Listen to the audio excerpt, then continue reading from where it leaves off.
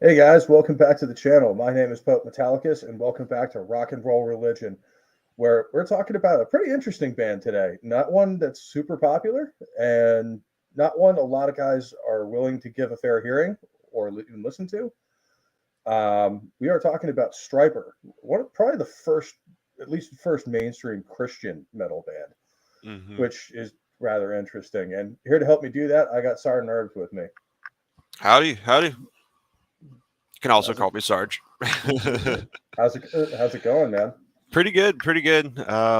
Had some coffee this morning, had some cigarettes, normal breakfast. After a pretty long day yesterday of streaming all day, but it's been a great weekend so far. Excited to be here. I'm gonna jump into talking about some metal and interesting band for sure. Hell yeah, man. And it's a different band for me. So, like, Mm, kind of different um, sound from what I'm usually into. So, it's a good experience to, hear different things and see how it shakes out. And definitely. we got our graphics up here.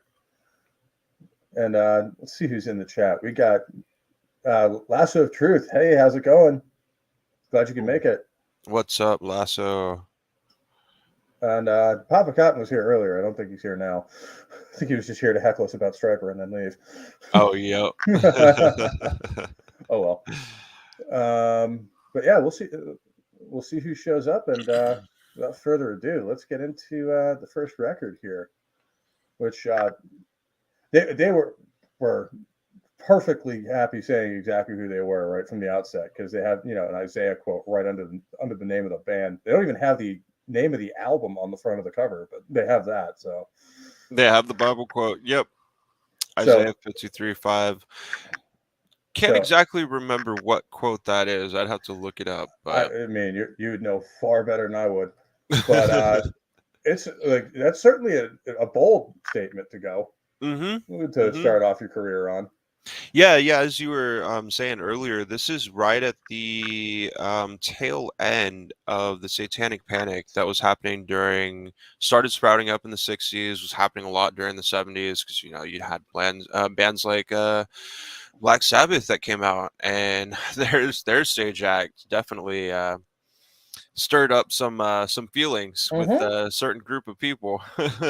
Yes, But sir. yeah, very much getting into the 80s, there was a very anti-Christian sentiment at that time because of the Satanic Panic and how overboard certain politicians and certain religious leaders went with the Satanic Panic. And it definitely struck a nerve with a lot of people in the heavy And metal community. in the U.S. it wasn't even as bad as it was in other places. Like Yeah, like yeah, Europe and there were places that you would get in trouble and get fined or get harassed by local authorities mhm, if you listen to heavy metal, and I think that caused a lot of animosity early mhm. on. And by '85, a lot of that stuff was starting to go away, but Yeah, I don't think anyone had forgotten it. And then the whole PMRC thing happened, where they were trying to censor a lot of our records, and then ooh right. yeah. Yeah, the sentiment definitely wasn't forgotten for sure. And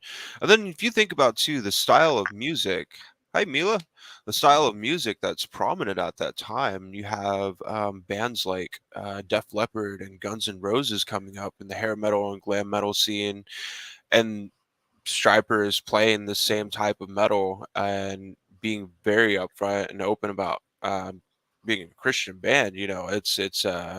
It's almost kind of like a you're asking for trouble in a sense, but at the same time, they took a very strong stance, and it's Yeah, respectable. I mean, yeah, I respect them for standing up for their beliefs and mhm, going out there and telling everyone exactly who they were in a mhm, time when it was not popular to do so. And they right, knew it would probably get them, not I wouldn't say thrown out of gigs and stuff like that because that kind of stuff didn't really happen, but they probably wouldn't get any good bookings on any big tours, and they right, probably would not get treated very well by a lot of the fans. right, right, Because especially if you're there to see, a GNR or Def Leppard or Wasp or whoever, and then mhm, you have this Christian band opening for them, because this is yeah, '85. This is their first album. I cannot imagine that going over well. Yeah, and not just the bands, probably like turning up their nose at them, but the fans as well that are there to see like these big mainstream glam metal and hair metal bands. They're like, who are these guys, and why are they singing Hallelujah in their lyrics? What's up with this? Yeah, that's one of those, like, that's not something you hear every day in the metal community, Yeah, although that can work either way. It yeah, can either be like, "Oh, crap, we've got another freaking hair metal band, and, oh, they're Christians too? Alright, yeah, well, this one's over." Or or a lot of people could turn around and be like, "Oh, hey, okay, these guys actually can right, play." And I exactly. will say the musicianship in this band is actually pretty damn good most of the time when they're actually playing heavy metal.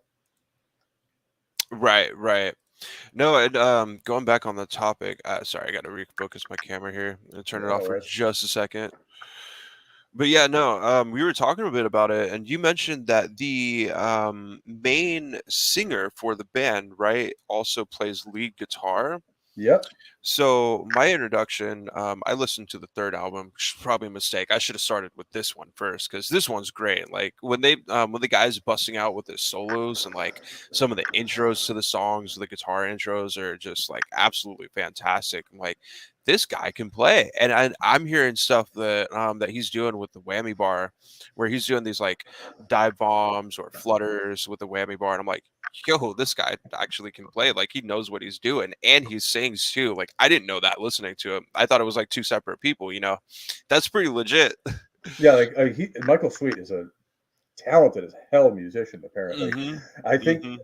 they just came out, and I think a lot of it was they came out at the wrong time for this kind of band Yeah. because 85 too was the start of hair metal, and like, or it was starting to have that sound and that look wane a lot in popularity Yeah. about the mid 80s. And and unfortunately by the time these guys really had a collection of music under them, it was 89 and metal was going away.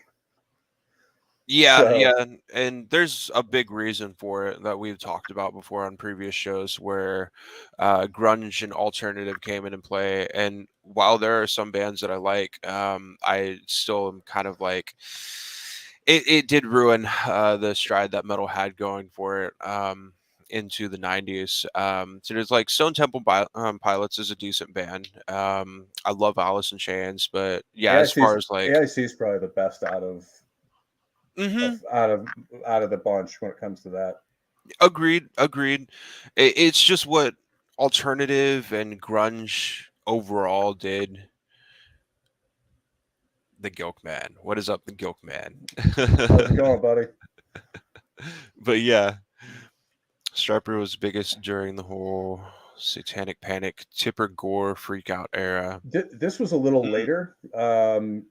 The Satanic Panic was more like 70s to early 80s, and then Mhm. this was the Tipper Gore Moms of America hate heavy metal era, where they kind of got mixed in together because it was largely the same moralistic bullshit. It was just coming from a different source. Mm. Yeah. And keep in mind who Tipper Gore's husband is. She's not likely to be a conservative Christian. Mm. Her Okay. her husband's Al Gore. Oh, I didn't even make that connection. That's freaking hilarious, man. Yeah, her husband is Al Gore. Remember back in the early 2000s when he was on his whole like what was it back then? I took the Um initiative in inventing the internet, and other such and other things, yeah. Back before we retardation. had climate change, it was like global cooling and global warming back Yep. then. Oh man, Al Gore of all people. That's Yeah, funny. and his wife tried to basically murder heavy metal. Fortunately, they didn't really succeed, and all we got out of it was the parental guidance label, which is fine. Yeah, But the little like parental, yeah, the little warning but labels that we got now. I'm okay with that. Like if parents don't want their kid buying certain things or don't want to listen to certain things, that is their right.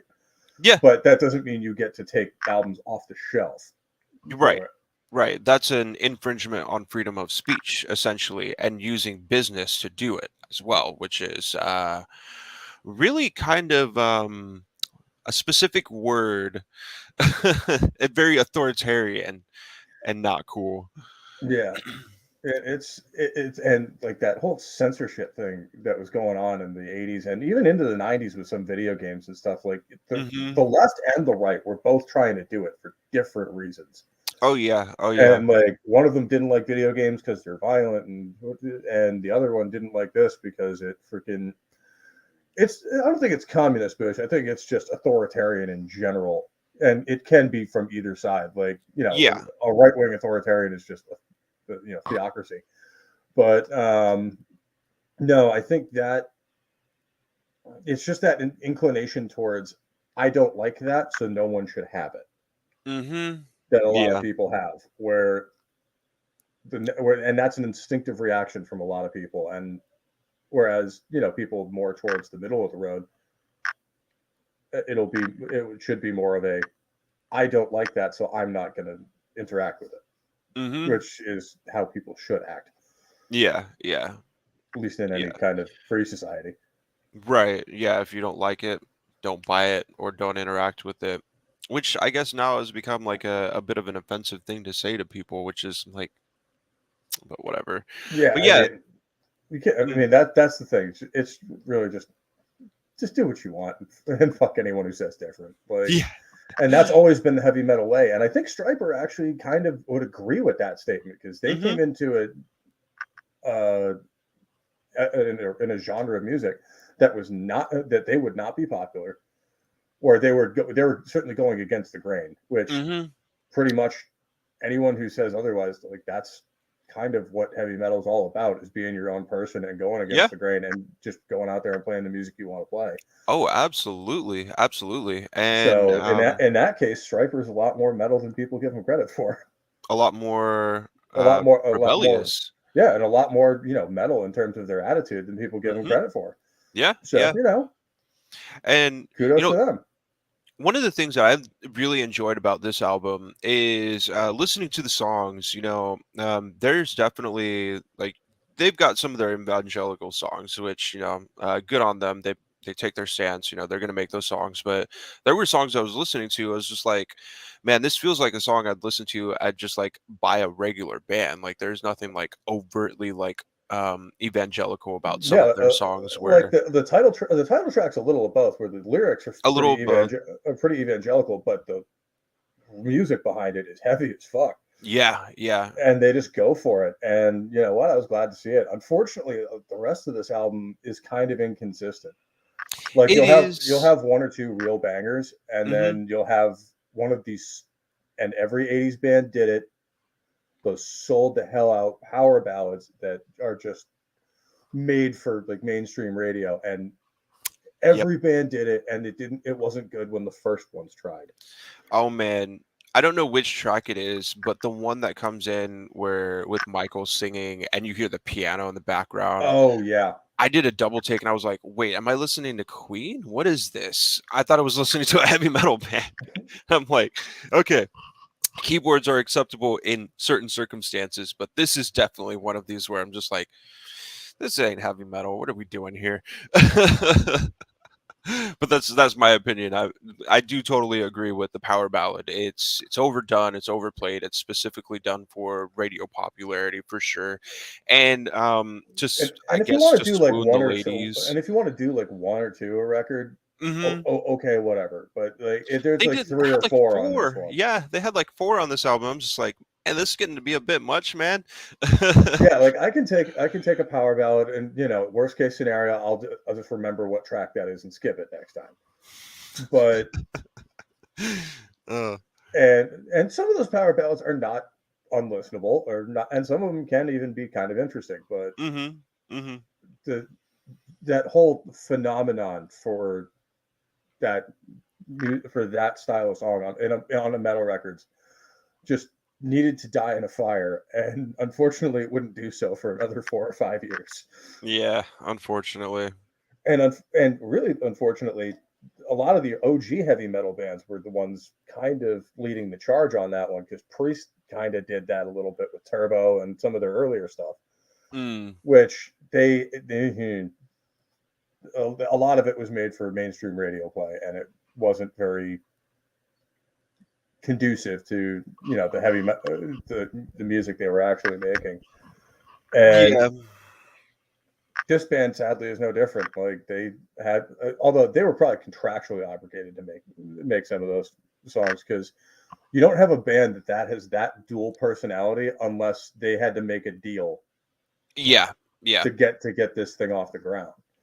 And this is still during the time where record companies or record labels specifically had it's not like how it is today where bands have more like freedom with what they can do, but this is definitely during like the I would say like height of the record label authoritative, like if you sign a contract with us, this is what you have to do, this is your money that you get, this is how much like touring you have to do to pay off and that and money. And label and guys signed some shitty deals. oh Like, yeah, oh I mean, yeah.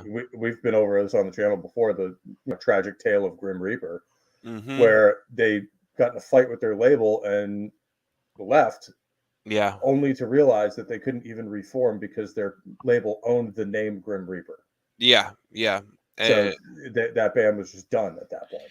it's unfortunate because a lot of those labels, in the contracts that they would make the band sign without telling them, or maybe the bands probably knew but didn't totally understand, because of legalese, is the record label will own the copyright for like the band name, the masters of all the tracks. So the band doesn't even own their own music. It's the property of the label.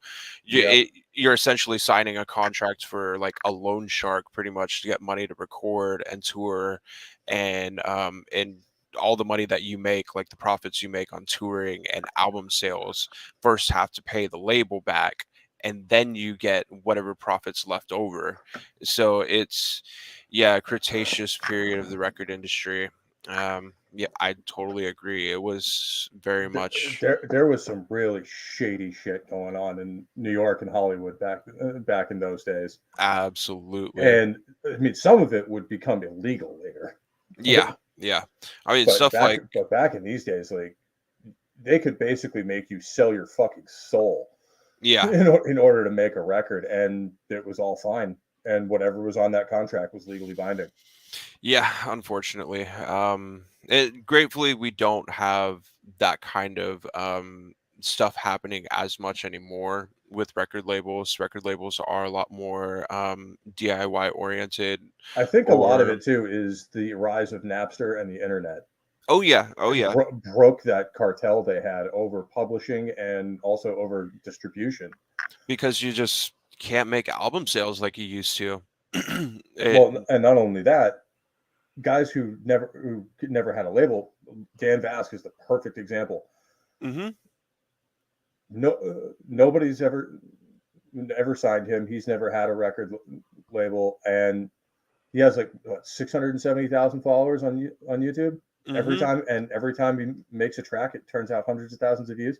Yeah, and gets like top 1, top 2 and like iTunes playlists. Like, yeah, the dude does phenomenally And well he for does it all, himself. and his band Fearless is great too, and they Yeah. all do it all by themselves. Yep. And I don't think 10 years ago that would have been possible. Yeah. Oh yeah. Yeah. Even 10 years ago, it there was still a lot of control with record companies and labels. And And honestly, and those are my favorite. a lot of people say Mhm. it doesn't happen to the big names too. It's only like the smaller bands. Like he's perfectly right. Dokken almost got Oh yeah. destroyed, Yeah.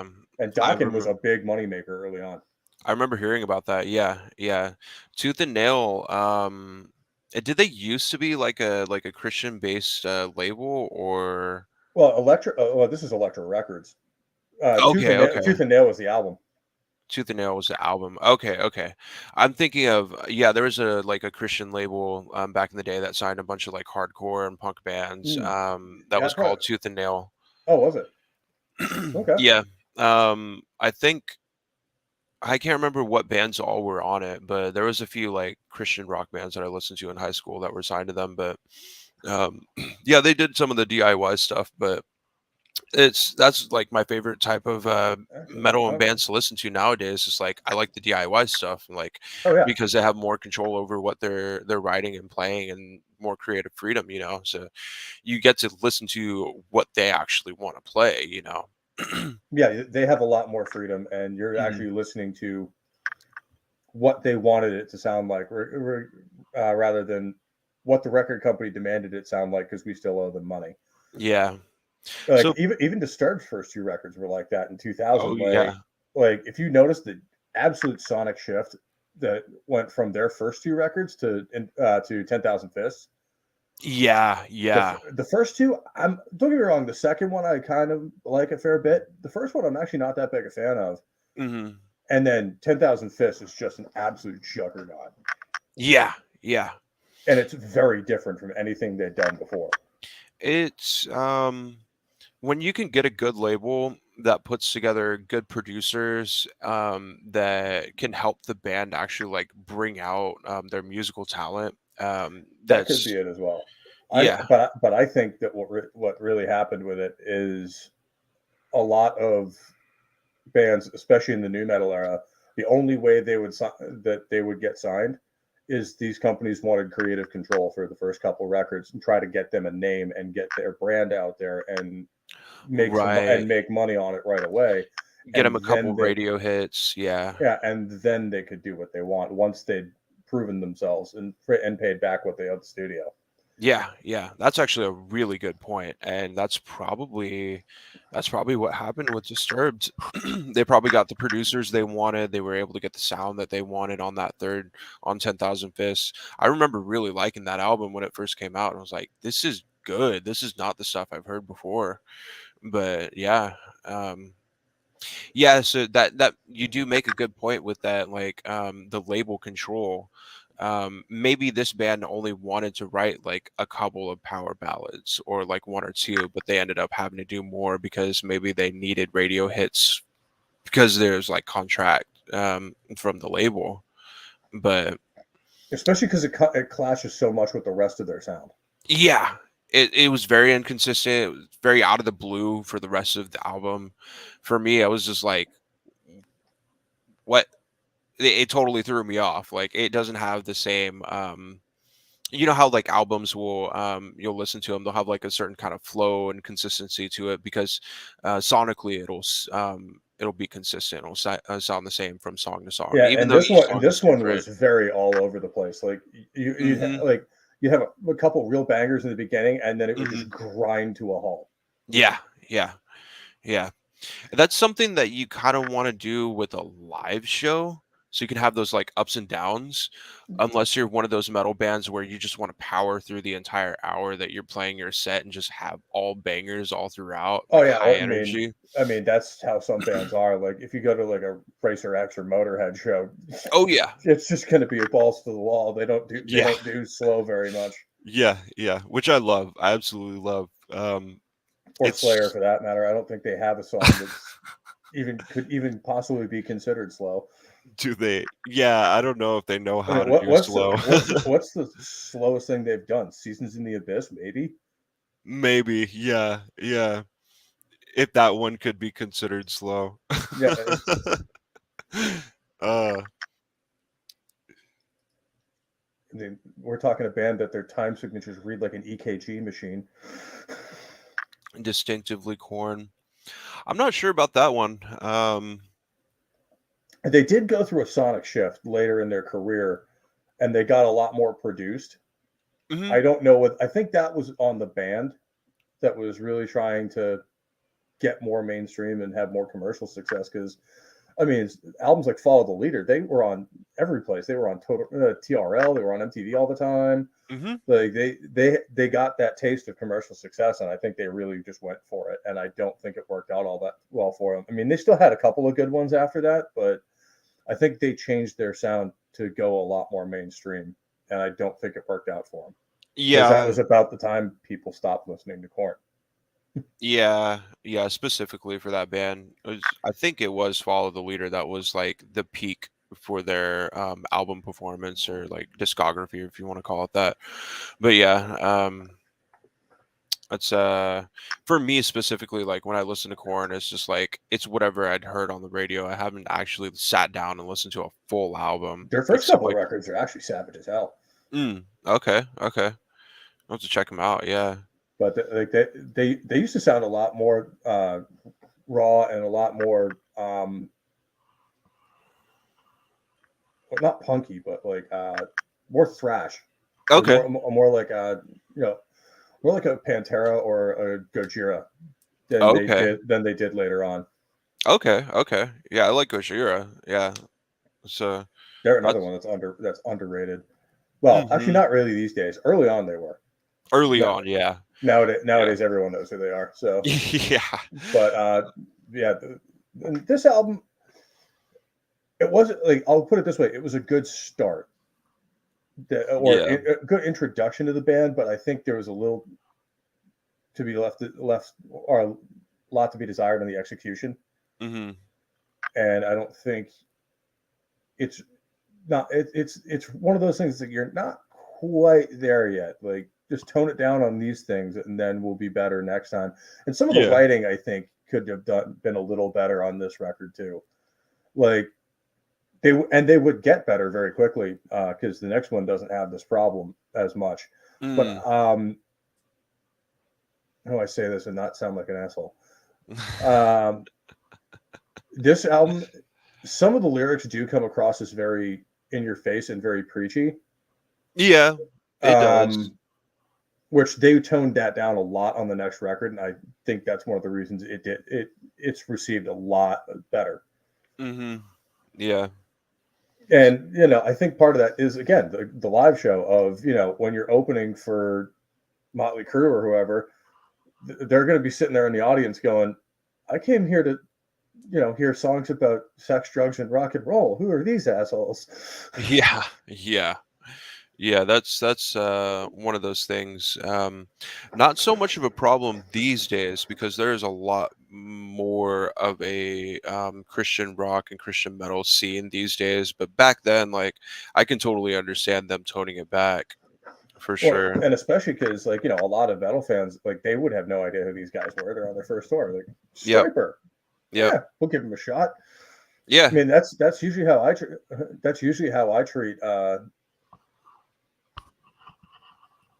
opening band is yeah, Mm. let's see what they got. I've met some opening bands that were absolutely horrible, and I've also seen some opening bands that absolutely like knocked it out of the park. Oh yeah. Oh yeah. I've been to quite a few shows with that exact scenario, and like, I've been to shows where the opener was actually the better band. yeah, yeah. This band up here, Born of Osiris, that I've been listening to since, yeah, freaking high school. I went to one of their shows this last year, and it was funny because their opener bands had both a really crappy band and a really just banger of a band that opened up right before them. And it happens, when you're supporting local bands that are just getting started out, right? And you're gonna have a mixed bag for sure, but Then some guys just have a bad night, and unfortunately, once you see, if you're like anything like me, and the audience will probably be the same way. mhm. If you see a band once and they suck, Oh, yeah, you're never gonna wanna see 'em again. it affects your opinion of the band. It affects my Yeah. opinion of the records too, because it's Yeah. just like, Oh, oh, yeah. well, you guys can't do that on a reliable basis, so why should Yeah. I care? Yeah. There was, one, that I saw that was very heavy and, like, like outspoken about their political beliefs, and, I was like, I'll give them a shot. I'll see what they sound like," and live performance was not that great, and I'm just like, "Yep." Like, political beliefs aside, like, I just bad performance, I don't wanna see this band again. And that can get over the top too. Like in addition Yeah. to the whole religious aspect can be overdone, and so can the political Oh, one too. yeah. Like the newest Machine Head record. Mm. I mean, Rob Flynn's always been a hardcore lefty, and that's fine and all. But he used to make it entertaining, and Machine Head actually used to have good records. Mm. And the latest one, it was just so over the top political and Mm. anti conservative, anti Trump, whatever you want to call it, that it was just unbearable. it was just like, wow, I didn't come here to get yelled at. Well, I did, just not yelling at, at the audience, at me. Yeah. Yell at the audience, not all Uh, just me. that's understandable, dude. That's understandable. That's one reason why I've kind of like I've always been 50-50 with Rage Against the Machine. Like, there's some songs they have that are pretty good, but nowadays I'm just like, I don't know, man, if I can really listen to it. And especially Like, given how they turned out in the more recent years, I don't know that hmm I can even respect their early shit anymore because they just sold right the same, fuck out. same, yeah, same. It's yeah, it's unfortunate. It's It's like, oh yeah, unfortunate. it's like we simp for communism. Now Mm. pay us $300 to come see us perform. It's like what? The Sentinel's comment. Yeah. Yeah, yep. And back when he was coming up with freaking killer riffs and stuff like that, Machine Head hmm was one of the best industrial bands out there. hmm Yeah. I mean, they were up there with. I'd put them up there with Rammstein and Fear Factory. Yeah, yeah, absolutely. Like especially songs like Davidian. hmm Like that entire song was just like that was a freaking amazing track. Like Yeah. I love like the fact that the time signature slowly increases the entire song, which I thought was fucking cool. Like, and it shows a lot of musical talent that you're able to play at that progressive tempo the entire time Yep. and slowly increase and not fuck it up. Yeah. Because Yeah. it's one of those things. It's going to sound great if you do it perfectly. If you screw up even a little bit, it sucks Oh yeah. because I've everyone's going to hear it. Yep. Yep. With Megadeth and Heaven and Hell. Nice. On Nice. the Blackening tour too, that was a good record. Mm. But getting back to these guys, and we've said a lot about about this record, both good Mm. and bad, and a lot of it I think was said at the time, and I think they fixed a lot of it on this next record, which is of course "To Hell with the Devil." To hell with the devil. So this is with listening to it this morning, this is the one that I'm like regretting not listening to. Because this was the best of the three, I think, Yeah, yeah. and we're probably only going to talk about the first two records because um, these are their well-known ones, and probably they're the best example of what Stryper can be at their best. Oh yeah. Oh yeah. Um, so, but this record I think is a lot better Mm. in terms of not only musicianship but um, playing actual heavy metal rather than there are still some slower songs and some kind of power ballad stuff in there, which I wasn't a huge fan of. But hmm again, like that is one of those. It was probably we were contractually obligated to make this song for 500, Alex. Yep. Yep. If you want your Um, money, you got to make these power ballads. yeah, yeah, exactly. You're going to put these on the record because we want them there and we think they're going to sell. Yep. Meanwhile, I think the title track was again not only the best song on one of the best songs on the record, but I think sold better and played better on the radio than anything else. Mm. Calling, that was one of the ones I was talking about. Sentinel, "Calling on You" is, I think it's track 2, and yeah, especially coming after such a such a great track as the title one, and again, they just they keep shooting themselves in the foot with these filler songs that Yeah. like Yeah. they really get a head of steam going and really just build into the track and then build it right back down to And yeah, going back to the contractual thing, it whether it's because they didn't have enough like main songs that they'd had like planned out already, and there was like, okay, this doesn't meet enough for the number of songs the label wants us to put on the album. Let's just come up with a couple of throwaways, because that can happen for sure. yeah. That can definitely happen. When if you're like trying to shoot for like a full 10 or 12 or even 14-track album, and that's because that's what an album or like record label wants, and you've only got say like 6 or 8 really good ones that you're proud of that you put a lot of work into, and you've got to write like 4 more. That's definitely where a filler will happen for sure. Not It's not to mention you've got the record label breathing down your neck to get another record out after your initial album and tour, and this is a year later. mm-hmm. Yep. So like, Yep. Yep. That is another problem with labels. They give you a timeline, and a deadline. even these days it's like that, because if you're at the peak of your popularity, like a band like Sabaton's an excellent Yeah. example, Yeah. where they are right at the height of their popularity right now. So right now their label's got to be on them all the time with album tour, album tour. Like, let's get this thing going. And Yeah. it seems like it's going to slow down for them at some point, but it never seems to. And Yeah. some bands are just like that, where they never slow down because they just enjoy being on the road. Oh yeah. Oh yeah. Absolutely. Motorhead was like that. Absolutely. There's definitely people out there who like they just live for touring, they live for playing shows, and will like tour nonstop, but like still put out albums between their tours in like a few months time. And those are definitely signs of good musicians and hardworking people for sure, because if you know, like if you've ever been on a road trip like driving for 10, 14 hours days, like you know how rough that can be, and just imagine doing that every day for 6 months, right? Yeah. Because that's what it's like. Even if you get a tour bus, like it still wears on you. You get used to it after a while, but it still wears on you for sure. It's it is And one of those I things. just looked up some of the stats for Soldiers Under Command. This album actually did pretty well when it came out Mm, for a first album. mhm. Um, this was in '85 when it came out. It charted at number 84 on the Billboard 200. Okay, So okay. this was actually a fairly big hit.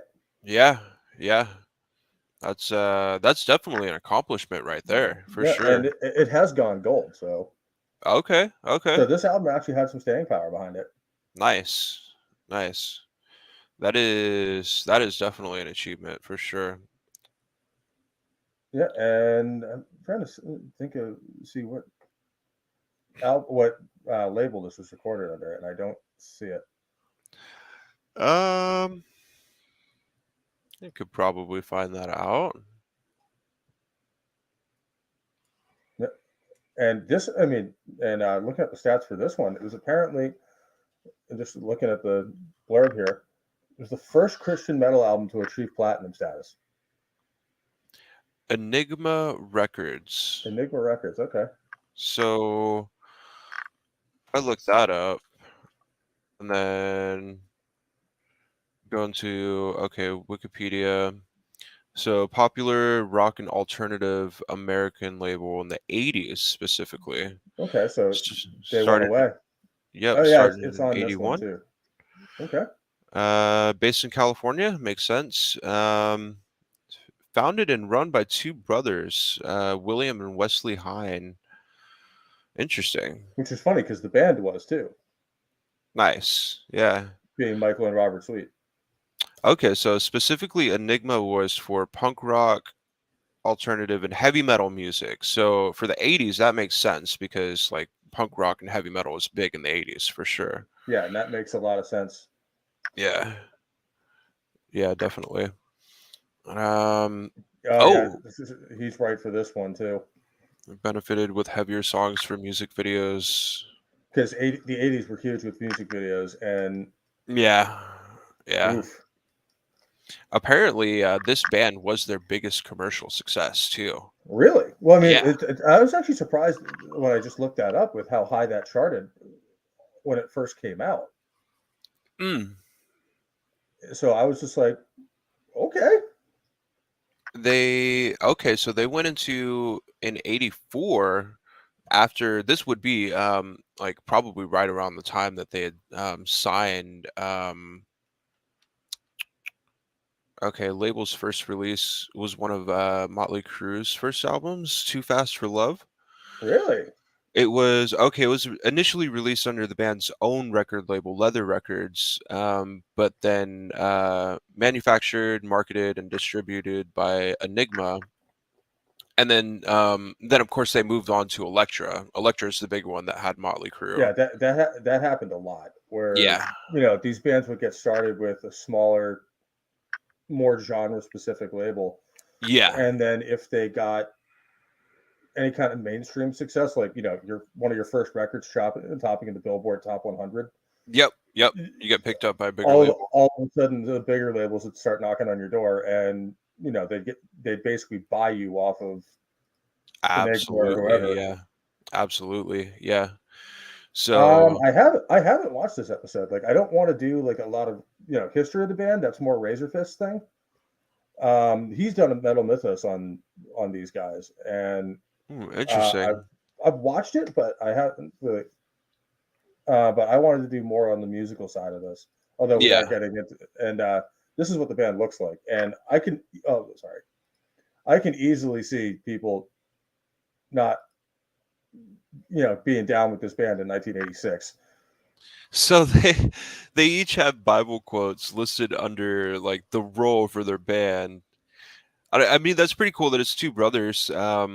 The I've got a couple of buddies that are also brothers that have a band together, and Nice. they do some pretty dope stuff. It's And actually there's been some really interesting bands that have come out with a pair of brothers. Van mhm. Halen comes to mind. It's actually all four of them are brothers. Interestingly enough. Oh, really? Yeah, so That's they're like a cool. family band.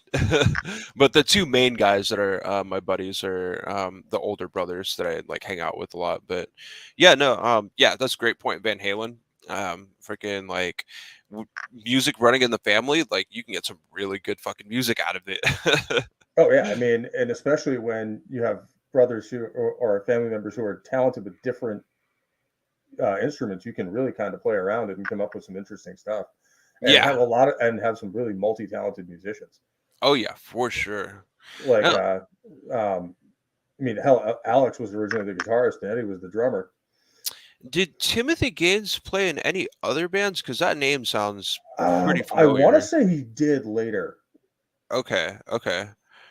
I And kind I think either that or he's played with other artists later on, in addition to this, because I've heard the name Tim Gaines before, and that's a fairly common name. Maybe there's more than one. true, true. Post Striper reunion. Uh, okay, played in Rex Carroll's project King James along with Robert Sweet. He also recorded Tourniquet on Crawl to China. Oh, Sin Dizzy. Okay, yeah, I've now listened to Sin Dizzy a little bit before. All right, yeah, he's probably one of these guys that will pop up in a lot of credits and stuff like that. He's just kind of in the Yeah. background.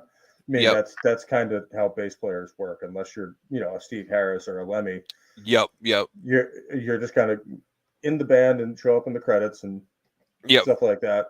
Yeah. That's And the bassist role. a lot of bass players, that's how they like it. Yeah. Or Geddy Lee, I think. Yeah, Geddy Lee from Is it Rush. Geddy Lee from Rush? Yeah, yeah. Yeah, Because like he's the main dude. uh-huh. Yup, yup. That's an awesome shirt. That's an awesome album too. Yeah. Farewell, we are gonna do a Farewell to Kings at some point, probably, Oh, that'll be fun. and because that is probably my favorite Rush album. Mm. Yep. It's a toss up between that and 2112. Yeah, yeah. 2112 is a great one too.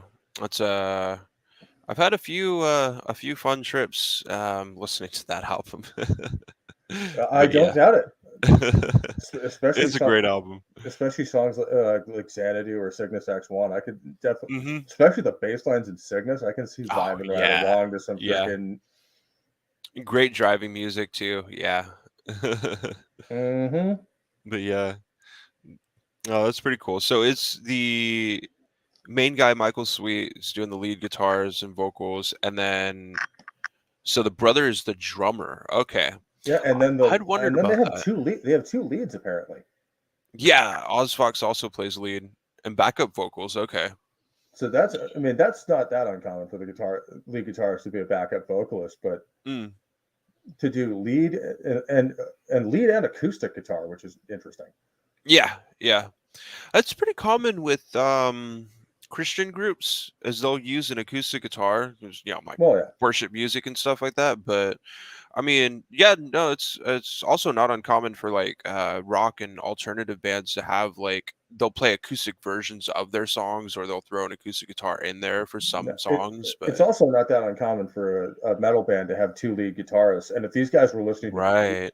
To Priest, I'm not surprised they do, Oh yeah, yeah, definitely. because that's how they did business and still do. Yeah. And I do get a lot of like Priest inspiration For their sound for their from heavier it. for their heavier stuff on these two albums, I Mm. do get a lot of '80s Priest vibes off of them, Yep. Yep. especially in Michael Sweet's Michael Sweet's vocals early on. Mhm. Yeah. It's it's just a beautiful, pure heavy metal scream Oh, yeah. that unfortunately he doesn't use all that often. Yeah, I think it was so on the first album, maybe, like, once or twice I hear him, like, really hit that high range up there. I Eh, forget, like, the technical term for it, like alto or tenor or yeah, whatever, but I think that's called a falsetto that high. yes, the falsetto, yeah, yeah. But it's just ooh. I'm not a vocalist, so I could be wrong, Yeah. but um, and my vocals range tends towards the bottom end of the spectrum. But no, that like these guys. That's the thing. These guys have a lot of talent, and I'm not surprised as many people like them as they do, and why they were Mhm. if out of all the Christian bands, they could actually kind of get some traction in the mainstream. Yeah, yeah, definitely. Because especially hearing those guitar riffs and like you say, the solos with with all that work with the whammy bar and shit like that, like that's like the mark of like, okay, this guy actually knows what he's doing. He's not just playing a solo somebody else wrote. Like this guy's actually freaking Oh, yeah, for sure, and I definitely get with this, like, the whole, yellow and black and, like, fog machine, with the pictures, like, that that was whole just aesthetic. and especially with the hair, that's just a pure Yeah. mid '80s Pure fucking hair vibe. metal 80s, yep. Yeah, yeah. But I can also see why a lot of metalheads nowadays would take one look at this band and just go, nope. Nope. Yeah, yeah. It's understandable. I mean, not many people are huge fans of that aesthetic. And that I think Sentinel had just hit on. I think is probably the thing that they deserve more respect for than anything else is Mhm, honestly believing in this shit and singing about it. And you know what? I can respect that. mhm. Like even if it's not my favorite or I don't appreciate it all that much, Yeah, I can identify that as like, no, that's what metal's all about, motherfuckers. It's like absolutely. going out there and singing what you believe in. And if you're an evangelical Christian, go out there and sing about it and Yeah, raise yeah, up, fly up the flagpole and see who salutes. absolutely, absolutely. It's And I'd be willing to bet they got more than one convert through this. There's a really popular current heavy metal band that's very evangelical called For Today, but they do some of the most brutal metal that I've heard out of a Christian metal band of all things, Nice. and they're a little bit more on like the death metal side. Yeah, So that's an interesting combo. yeah, yeah. I mean they do kind of have like hardcore metalcore sounds, but they're mainly death metal. And it's funny because I've seen them at a few different like festivals I've gone to, with just like a whole bunch of different bands. And growing up in high school, seeing them too, like going to a bunch of like churches that would put on heavy metal shows. Funny enough. That was a thing in I where I'm mean, from in California. Razor's actually told stories about that in Arizona of like one of the Mm, gigs he had when he was singing in a black metal band was actually in the basement of a church, yeah, yeah. which is really fucking ironic. But it's a great fucking venue for heavy metal, man. It's awesome. Oh yeah, But I mean the acoustics in churches and stuff like that are amazing. phenomenal. Yeah, especially if you can get like an old school cathedral style type church. Yeah, But like some of the like the old Catholic churches and stuff like that. yeah. Like you can really get some great sound coming through Oh there. yeah. Yeah, definitely. Yeah, I am curious if they're like super hardcore where they'll do like prayer sessions, because like that band I mentioned for today is like has done prayer sessions at their shows. Like before they go on live, they pray together as a band, and then they open up with their songs, and then they're like in between the songs in their set, they're doing like prayers and stuff, not like reading from a Bible, but actually like praying, because that's a Christian thing, right? And I can get behind that yeah, as long as it's not a gimmick or part of or it's just a show. yeah, it's like something that they actually believe in, Yeah, and right? actually want to do for that. Yeah, Then yeah, okay. yeah, yeah. I Like don't know if if you're doing it for attention or try to stand out of the crowd, though, that's when I'm just like, nah, that ain't right. I don't know if they probably like if this band Stryper would have done that back in the 80s, but I mean they're still playing music. Like it's possible they may do it now because it's more accepted now, I guess. But And yeah, it's hard I to mean say. I know they're still releasing albums, so Yeah, yeah, they're probably still touring. yeah, yeah. I can't say for sure that I've heard about them touring recently. Although I think a couple of years ago, Razor mentioned that because he likes these guys, Okay, okay. and he mentioned going to see them not too long ago. Hmm. Interesting. Which the fact that that he's into it is just like, oh, okay, these guys should probably put on a hell of a live show then. Yeah, yeah. Which Razor fits. I'd be interested to see these guys live, especially Yeah, if they play their old stuff. I haven't heard their newer stuff, but if it's yeah. anything like Wasp's newer stuff, because Blackie Lawless at some point was converted and started doing a lot of more evangelical content in Wasp's later albums, but in a really freaking awesome way. And the record still kicks ass. Mm. Like it wasn't like they completely changed their sound and went to hell. Like they didn't start writing like evangelical music. They started writing Wasp songs about freaking Okay, and using religious imagery. okay, okay. See, that's like being done tastefully. I can get Yeah, behind that. being done the right way, where it's just like Hmm. we're still being the same band we always were. We just have a little bit different message these days. Yeah, yeah. Which And can happen. that happens to everybody over the years. Oh yeah. Everybody changes, everybody grows, whether it's in good ways or bad ways. That's just part of being human. We change our views, our perspectives, Yeah, our beliefs. I mean, morals is definitely something that doesn't really change because you're raised with morals. That's ingrained from you to an as extent, a like lot of your being life a kid. experiences can shape that as an adult. Exactly, yeah, yeah. Um, but no, they um, and yeah, Jaffo, these guys are actually still releasing new music. I don't know that they've done an album since 2020. I think was the last one. But okay, I have the discography down here somewhere. 2018. Got 2018. which is Okay. got, and I love the name of the album too. Goddamn Evil. Goddamn evil.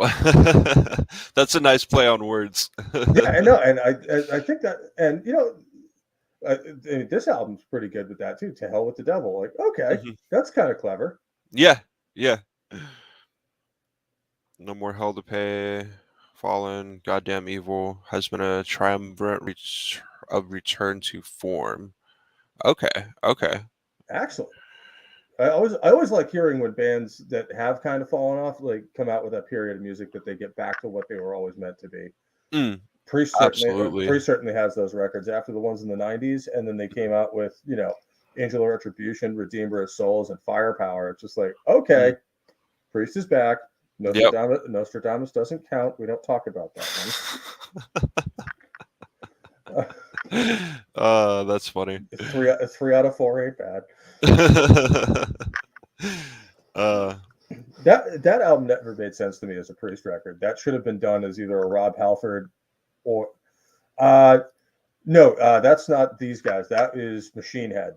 Unfortunately, at Machine this Head, yeah. point, is super anti-Trump and super anti-conservative, which makes sense. They're from the Bay Area.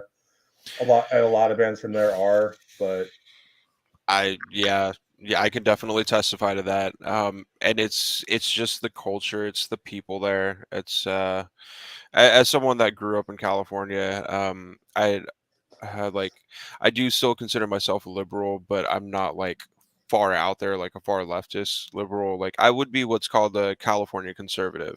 We have some conservative beliefs, but we still some liberal beliefs. We're kind of like more centrist down the center, right?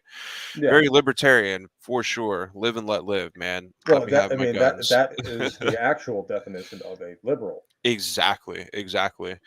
Yeah, and it's just the culture in California. Like it's very, very leftist, far left. Even though, like, you got to remember too, like going back to Reagan, there was only one state that voted blue and didn't vote Reagan, and California voted very red in Mhm. Reagan. So there's Although, still like a crap ton in of. the Reagan era, almost everyone voted for him. Oh yeah, oh yeah. There's still a crap ton of conservatives out in California, and there's a ton of churches in California too. It's just if you're in the Bay Area, like San Francisco, or if you're in the LA area, like yeah, you're gonna run into liberals for sure. Yeah, it's like It is what it is. trying to find a conservative is in LA or San Francisco at this point is like trying to find a Jewish person in 1940s Warsaw. It's like, nope. Ouch, but true. You're not wrong. And we're almost as persecuted. Yeah, Like, they just haven't started rounding us up yet. yeah, yeah. I'm surprised they're not. Honestly, I'm surprised Newsom hasn't tried to make conservatives wear little pins or something. Yeah. But I haven't heard that Sentinel that you got to try something to make be so insufferably anti-Trump that that all Wow. three other members of the band, and some of them have been there since the start, Wow. are Yeah. just out of the band. I don't blame them though. I No, mean, if I mean, I was in their shoes, I'd leave too. yeah, it's just like, dude, like I get it. Do one song about it and then move on. Don't like do an entire album on this shit and then constantly harp on it. That's why I do like personally, I do prefer writing instrumental music because I'm not one to like, I don't want to put out politics out there if I'm going to write lyrics or anything like that. It is like people put too much of their own selves in their writing essentially. We see that happen with a lot of bands, and of course, like almost every pop song you listen to, they're talking about something or other about themselves. You know, it is Yeah. what it is. It's very egocentric thing in the music industry. Well, I think part of it too is it's less the newer bands that are coming out and more the established ones that get a big head about who they are Oh yeah, oh yeah. and think that, well, everyone wants to hear from me on this shit. And no, we don't. No, we don't. We just We want want to good hear you. music. Yeah, we want to hear you play heavy metal. We don't want to talk Yeah. about freaking. And this, and I've told this story before. I think you were on the stream Mm, when I went to see Disturbed 2 years ago, hmm. and Dave Draymond hit it out of the park when he came out, and basically when they introduced themselves, they were just like it's like, I don't give a fuck who you voted for, who you worship, or who you love. That is not what we are here to do. Tonight we are all brothers and sisters in metal. So let's all shut the fuck up about it and let's play and let's do this thing. Yeah, Basically. And that's yeah, how metal should be. Is we don't give a fuck if you're left, right. If you're a skinhead, watch your ass, yeah, because those assholes have we've all seen them at shows and they can never behave themselves, and we all see what happens next. yeah, yeah. I'm waiting for that Yep. to be the lefties in 10 years when they're out of fashion, because you remember in the 70s and 80s the skinheads were actually like kind of popular. Yeah. I don't get why necessarily, but The I don't know if it really had anything to do with the like being involved in like the underground punk scene, because that's where you did see a lot of skinheads back then, like in the 80s. And it's not to say that punk was absolutely like a skinhead thing, but like there but were skinheads in it. there were actual fascist bands There were, yeah, for sure. because they were rebelling against they were rebelling against the normal society. Yeah, So yeah, and some of those guys took that all the way. yeah, yeah, And yeah. that's Even also some of the NSBM stuff that came out later. yeah. There's been a few bands out there that have had reputations for doing some like really nasty things for sure. But And yeah, it's like you said this before, Bush, and I'm not really sure I've ever heard that.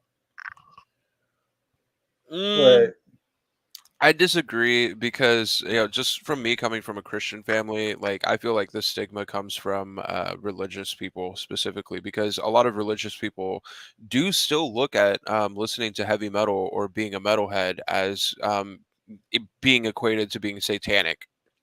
And I mean, there are some bands that do use that imagery and I mean, that black, are satanic, but I it's mean, not heavy metal.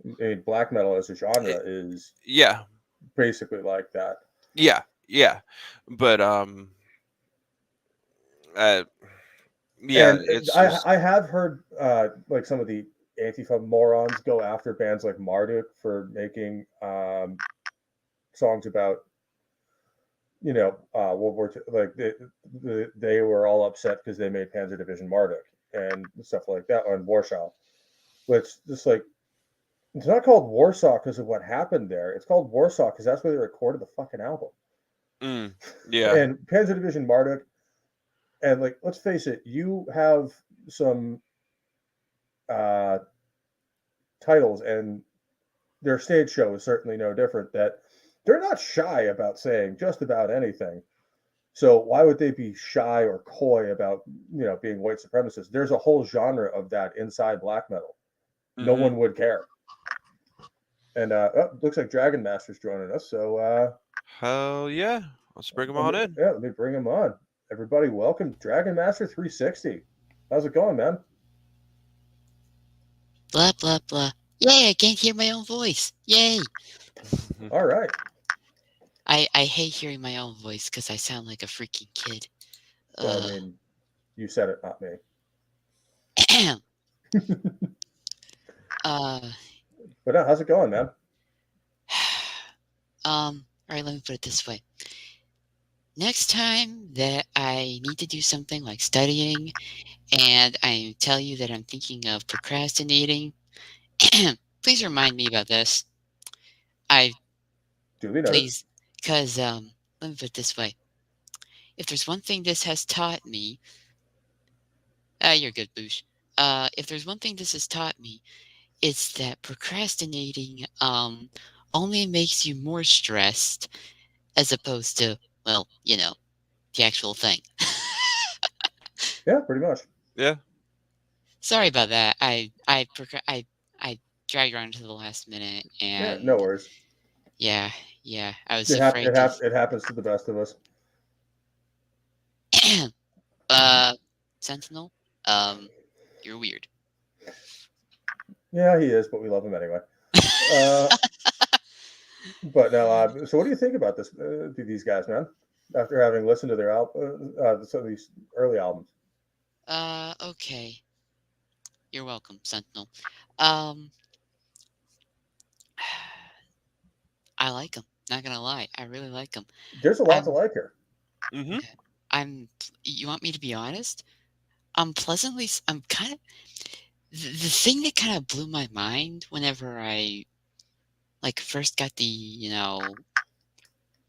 uh, gracious, the idea to listen to them. My first song that I heard from that I decided to listen was "To Hell with the Devil." That's a good one to start on. It's one of their Mm. best. Yeah, the thing. Their best ever, in my opinion. Yeah, yeah. It's probably the one I've listened to the most, and at this point, and I'm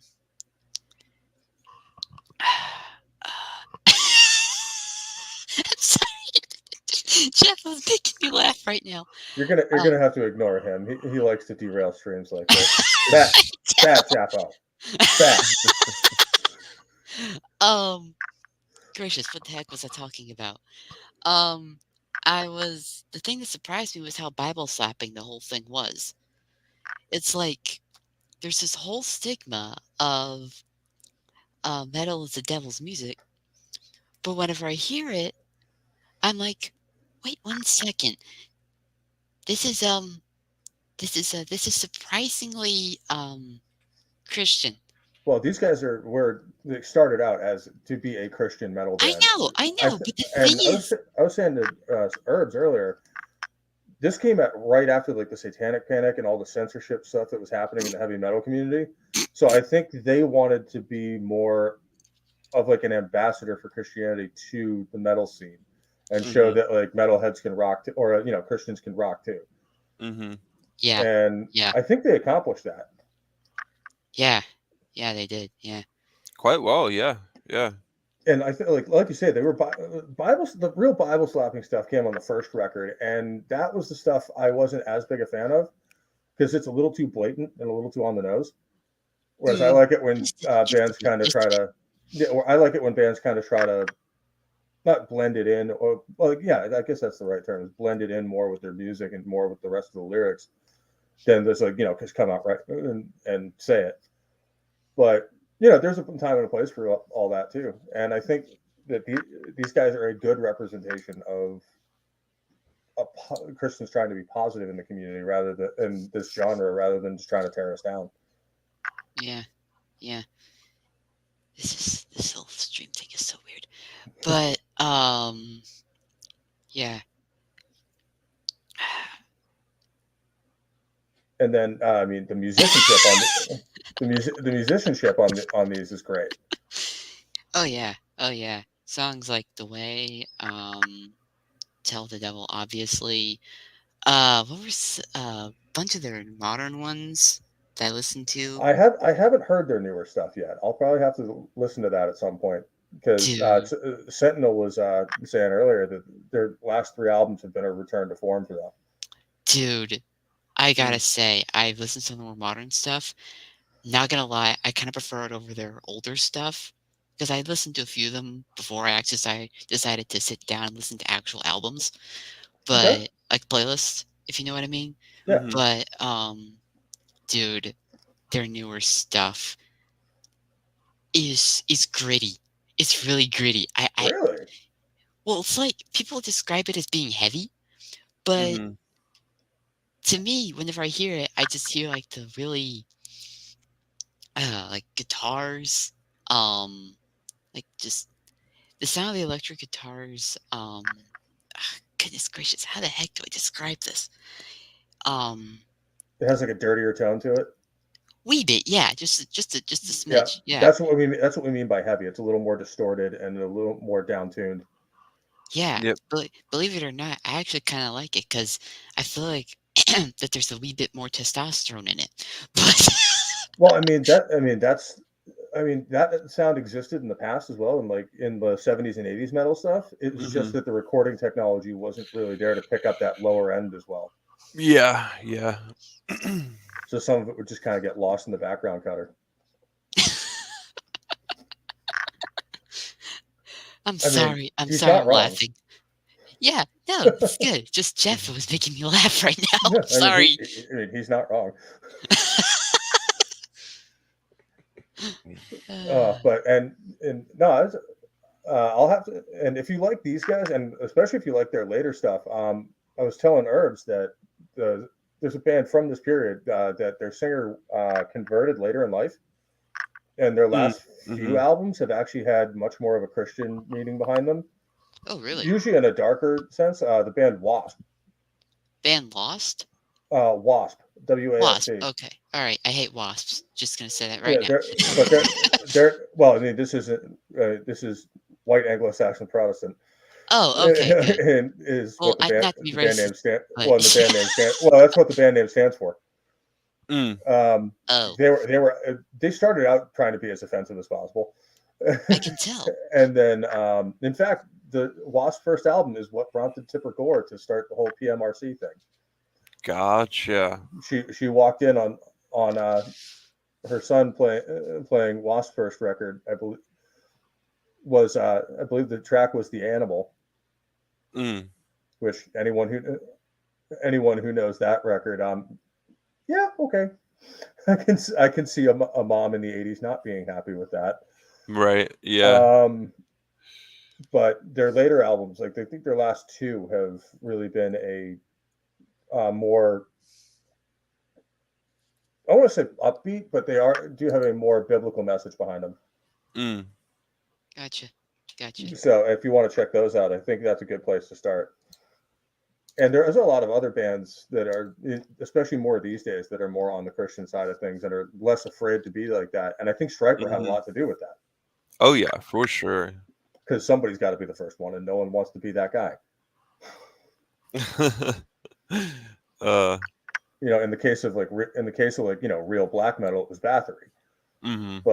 And that was actually interesting.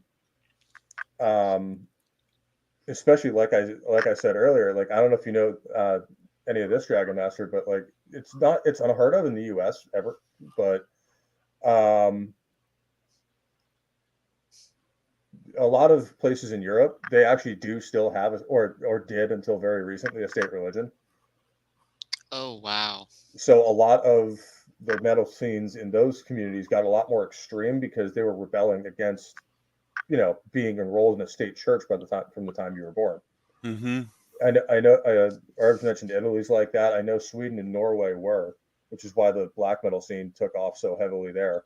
So it's kind of interesting that like you would have that different reaction. Oh, absolutely. Oh, sorry. Oh no, go ahead. You're the older guy. You're the older guy. Elders first. I just said absolutely in agreement. Go ahead. You're good. You're good. All right. Yeah, it's like they'll state that there's a reason we separated church and state.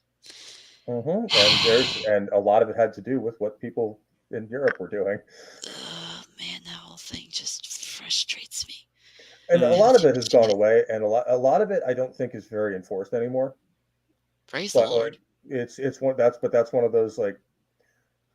I mean, and I know there's been a resurgency in a lot of the Eastern Orthodox religion in Eastern Europe because after the fall of the Soviet Union, and in a lot of cases, after they were liberated from the Ottomans, they were finally allowed to practice their religion again. Interesting. Because under communism in the Soviet Union and elsewhere in Europe or Eastern Europe, the Warsaw Pact, religion was severely discouraged. It was kind of one of those things that it was allowed to be practiced as long as it was done in private and you weren't too loud about it. And as long as it didn't interfere with state policy. But you've seen a real rise of it again in post-Soviet Russia, where like the church is actually a big thing again over there. So that's an interesting little cultural tidbit, and also it explains why Scandinavia became kind of the focal point for heavy metal, because like right about the time Britain was kind of going away from religion in a big way in the 70s and 80s, Scandinavia was actually still like that, and that kind of shifted that focal point. Although a lot of the early metal bands like Black Sabbath has some songs that are fairly Christian in their tone, and at least their hidden meanings. Yeah, hidden meanings. Emphasis on the word hidden. Well, not necessarily hidden in a lot of ways. Like After Forever, After Forever is basically making fun of atheists. I know. No offense, but that sounds Well, I mean, and it's bringing up legit criticisms of like he was bringing up the fact that being atheist or anti-Christian in England was kind of the cool thing in the 70s, and they're basically just like, oh, are you? It's like basically you're just following along with the crowd, and you might want to reconsider. Yeah. Although he did piss a lot of people off with the line, "Would you like to see the Pope on the end of a rope? Do you think he's a fool?" Understandable in 1971. I'm sorry. That's one of those like nowadays that would actually not be considered that out there, considering like how people talk on the internet. But like in 1971, yeah, that's like, woohoo, okay, spicy. Yeah, that was edgy back then. Yeah. Sounds like Razor Fist Discord. Yeah, pretty much. Although he's actually a big fan of these guys. Mm. I Yep. was saying Oh yeah. earlier that he's actually seen these guys live a couple of times. Oh wait, he was. Oh really? Yeah, they still tour apparently, Hmm. or they Maybe. have been touring. Huh. Maybe if I get into college and I actually manage to get into one of these gosh darn concerts, I might run into them. Who knows? No, I mean, Spotify is actually a pretty good tool for that. Like Mm-hmm. they're usually pretty good at letting you know when people on your playlists are actually like playing in your area. Yeah. Yeah. It's pretty cool. So if you have like playlists or bands that you follow on Spotify, I think either it says in the app or it actually sends you emails. It's one or the other. But yeah, they like notify you if any bands that you like or listen to a bunch are touring near you or like in your city, which is pretty awesome if you ask me. Yeah, it is. It is. It's one of the reasons I use Spotify so much, and I listen to so much music. I have to organize it by band I listen to now. Yeah. Like if I'm not going to listen to the whole album, I just have entire playlists from every band I I like with all the stuff I want to listen to Yeah. from them. But No offense, I'll stick with YouTube for music. Just yeah, saying. no, that's fair. YouTube does an okay job. Oh Okay, yeah. job. Yeah. And they're usually pretty good about recommending not even necessarily the same band, but similar stuff that you'll also like. Mm-hmm. So, Yeah. it gets better once the algorithm like learns your preferences and stuff like that. Oh yeah, absolutely. That's how I'd find all the songs that I would teach to like guitar students and drum students, and they were like, "Oh, I want to learn this song." Look it up on YouTube, play the song, and then it'll recommend other songs in similar genre. And it was about the only time I ever used YouTube Premium was like when I was teaching. It's just no ads playing during the song. It's just perfect. It's the way to Mm-hmm. go. Yeah. They're on tour right now. Bingo. Right on. There you Right go, on. Sentinel. Nice. And Seriously? yeah, That's apparently cool. they're on tour now. I'll have to. You should check and see if they come through your area. I thought I know you said your dad was actually a fan of them. Yeah. He is, There you but go. because of our economic situation, probably gonna wait. No, fair enough. That's fine. But no, just know that they are out there and they are actually still touring. Apparently. In that case, I'll keep my eyes peeled for a music video of them singing in concert. Yeah, and I'm just hoping they don't still wear the same outfits from this period. Yeah, at 50 or 40 or 50 or 60 or however old they are right now, considering they were probably like 20 in the 80s or whatever. Yeah, the leather pants probably ain't gonna fit anymore. And they'd probably get bleh, and they'd probably get confused with the Babylon Bee anyways. Yeah, I mean, yeah.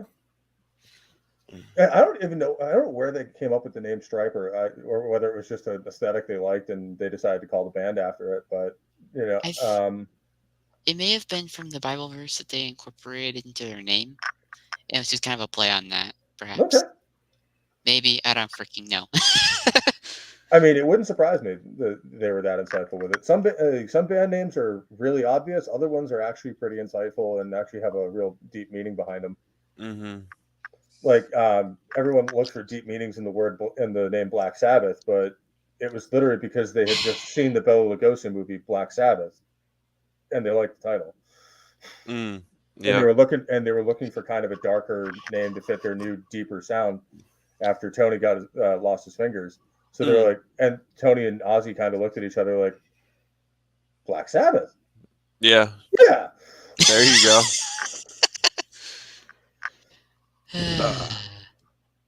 But no, like, hey, it can happen like that, and you never know what's going to come to you. So it wouldn't surprise me if.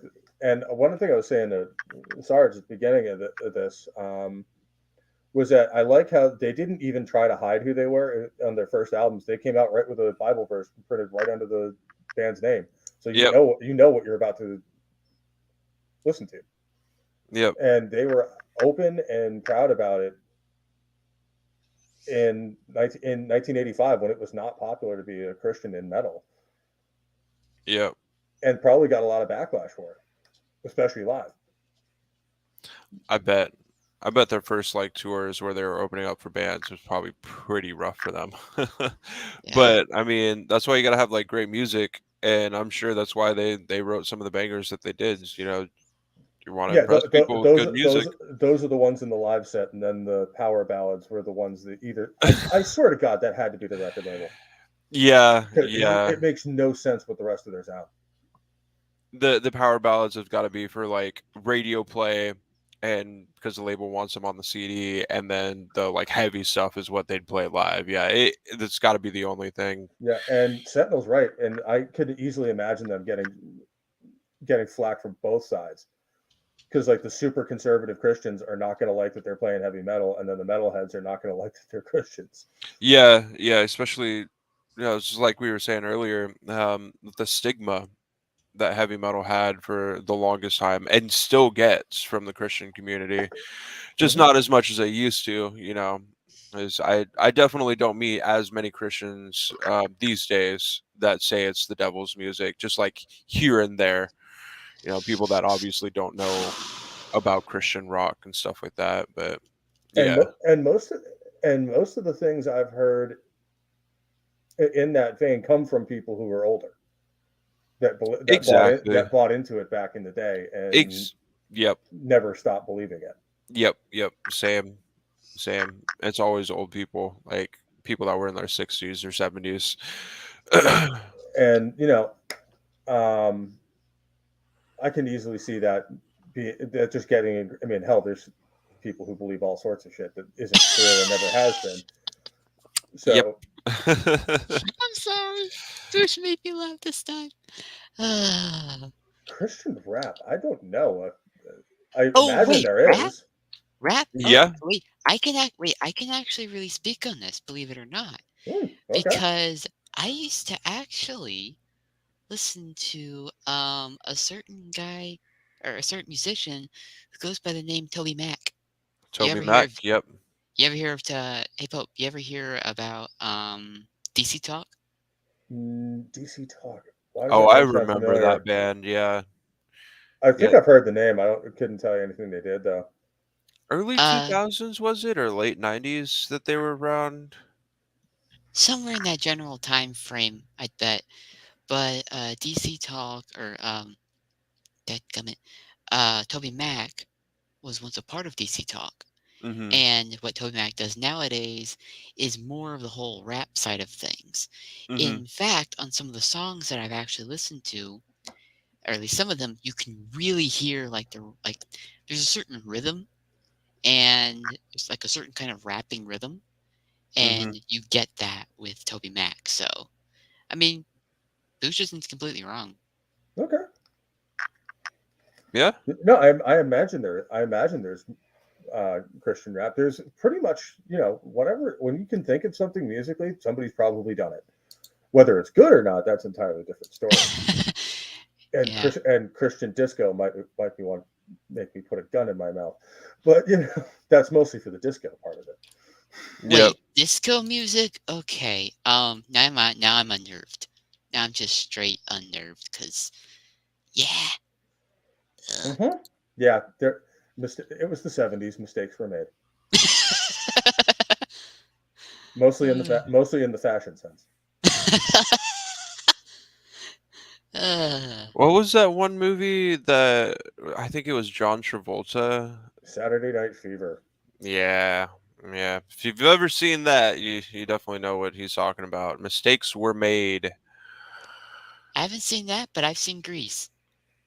That actually takes place in the '50s, so Yeah, don't mind Oh, that.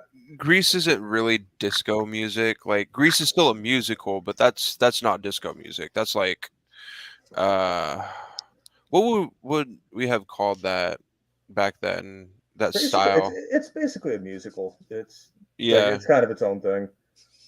Yeah. That's kind It of where does like it does kind of have a little bit of a '50s pop vibe, 50s pop. Yeah. Yeah. which makes sense for when it's written, or for when it's supposed to take place. Yeah.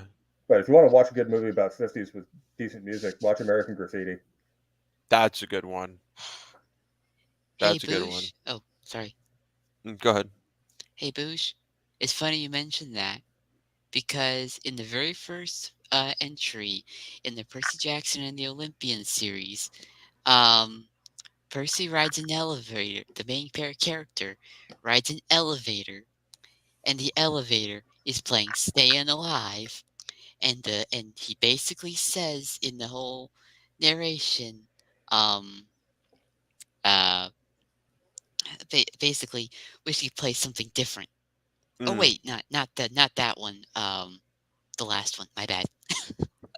But no, my personal favorite disco moment is in The Martian, where like he's just trapped on Mars with nothing but disco music to listen to, and it's just Oh yeah. slowly driving him insane. That sounds like torture. Because it is. Yeah, well, if you've never seen The Martian, go watch it. It's a fantastic movie, Hmm. I agree. and actually fairly realistic. It's actually written by Andy Weir, who at the time was a code geek for Jet Propulsion Labs. Okay. Okay. So, and he did this as like an internal project, just like kind of not the stream of consciousness, but just like an internal thing that people could read on like the JPL forums. Okay.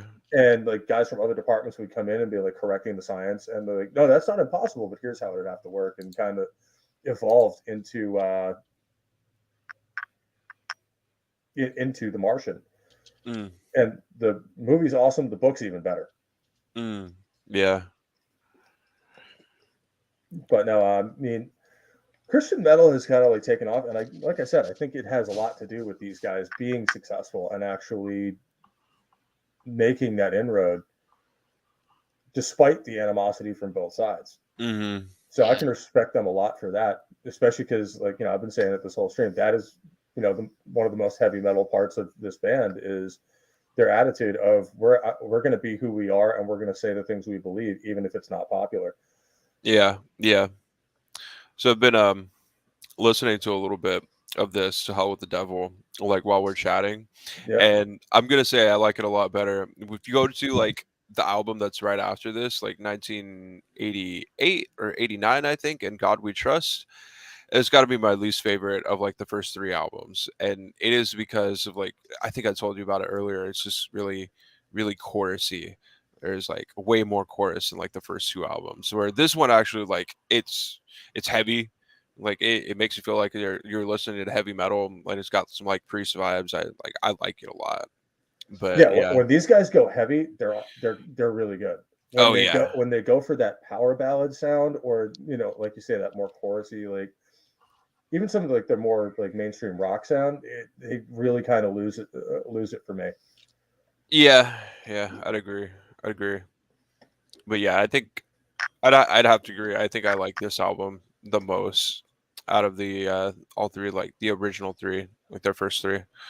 But yeah, it's kind of interesting how like it's not that their sound is changing so much, but it's just maybe I guess on that third album in God We Trusted, like they went a little bit more mainstream in the sound, maybe. Well, I think that happens over time too, especially in the '80s when this stuff was really popular. Mm-hmm.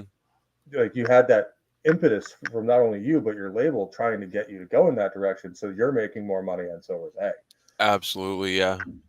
And like there's that temptation to go that route, and that's when metal bands turn into sellouts, is when you drink that Kool-Aid and make that deal with the big label that then ends up owning you. When they start seeing the money roll in and they start like thinking about how much more money they can make, yeah, oh yeah, I could see that for sure. Mm-hmm. Yeah. And unfortunately, a lot of bands end up with the opposite reaction of they're flat broke, and they see their producer roll up in a brand new Mercedes, which literally happened to Queen. Oh yeah. Oh yeah. Unsurprisingly, they were upset about that. That's actually what the song "Death on Two Legs" at Night at the Opera is about. Oh, I don't doubt it. I don't doubt it. So my personal favorites with when it comes to Queen, and I don't know if it's gonna catch me any flack, but I don't care. But and these two songs go together. You hear them on the greatest hits next to each other is Fat Bottom Girls and Bicycle. Hell yeah. Bicycle's kind of a weird one for me, but Fat Bottom Girls is just a fucking classic. Yeah, it's a weird one for sure, but I love both those songs. You will never again hear a gay man sing that passionately about a woman's ass. You're fucking correct on that. Oh man, I love it. I love it. And even some of their later stuff, like some of the stuff off of Made in Heaven, is absolutely Yeah. beautiful. Yeah. Like Mother Love was there's actually a reason Brian sings the third chorus on that. Freddie actually died during the recording. Mm, I Sad. Like remember, he recorded like most of it, and he wasn't feeling good, so he went home. and And that's when he passed away. Yeah, yeah, which is unfortunate. But I mean, they're still going, but they're not like actually like touring. Because they're touring. They're just not making any music. They're touring oh, as okay, Queen plus whatever singer. I think it's Adam Lambert now, okay, yeah, and it's kind of one of that's one of those like, yeah, yeah, and that's one of those bands that like everybody knows who they are, and yet a lot of people don't know the early stuff. yeah, yeah. Like, their first albums are actually really good. Like it's like borderline power metal. Mm-hmm. They're actually Yeah, very similar to Rainbow at the same time, and a couple years before them. yeah. It's probably I wouldn't be surprised if Dio had like gotten a little bit of inspiration from Queen, like that early Queen sound. Wouldn't shock me. Yeah, yeah. Certainly, you can hear a little bit of Brian May and some of Richie Blackmore's stuff from that period. Oh yeah, for sure, for sure. So that's like that. That's that. Well, that'll be a stream in and of itself, just talking about the creation of power metal and Oh yeah. where it's gone since. Hey, I'm about the whole power metal thing. Yep. Mm. I'm noticing personal tastes. Um, as far as my own personal tastes go, when I look at the bands that I really like, I'm noticing a very common label for them is a power metal band. Yep. So, uh, I'm probably gonna watch that stream on power metal history. Not gonna lie. There's some great bands in that genre, and some really underrated ones too, like Gamma Ray, Mm. where they're a really good band that not a lot of people outside of Germany really heard about. I just got into it because I'm a huge power metal nerd, and and I think Sabaton played Valley of the Kings like in between sets when they were setting up, and I was just like, Sabaton? "Ooh, who's that?" I Yeah, love Sabaton. Sabaton is probably the best example of a successful modern power metal band. Them or Unleash the Archers. I love that they actually teach history, and it's chef's kiss. Yeah, pretty much. They do it perfectly too. They're really good at matching the feel of their song to the subject matter they're talking about, and Oh yeah, and talking about military history in a respectful way to Mm. both sides. Like they're not really taking sides in it. They're just basically telling the story of what happened and not who was right or wrong. yeah, Mm. yeah. I also like that Sabaton whenever they do like tell their stories that uh to when they do it, they kind of tell it from they do tell it with respect to both sides for the most part. Mm. But whenever you listen to them, the songs almost sound like if they were in that country's language, they would almost be like propaganda songs or war songs. Well, I mean, in one case, they kind of are. Mm-hmm. Um, Not It's necessarily propaganda, but the entire Carolus Rex album is all about Swedish history, and it's the only one they've ever recorded in Swedish.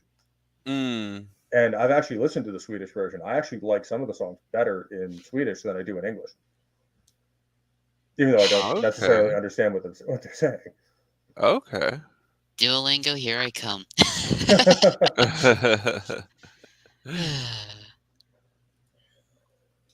uh, okay, I gotta respond to Jeff's comment. Dadgummit. Uh, Yeah, I mean, Sentinel's not wrong. Gawar.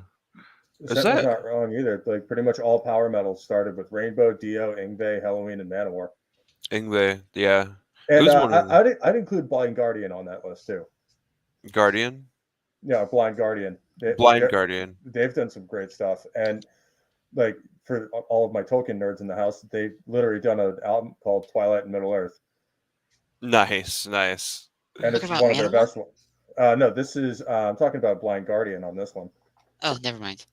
but Manowar's power metal.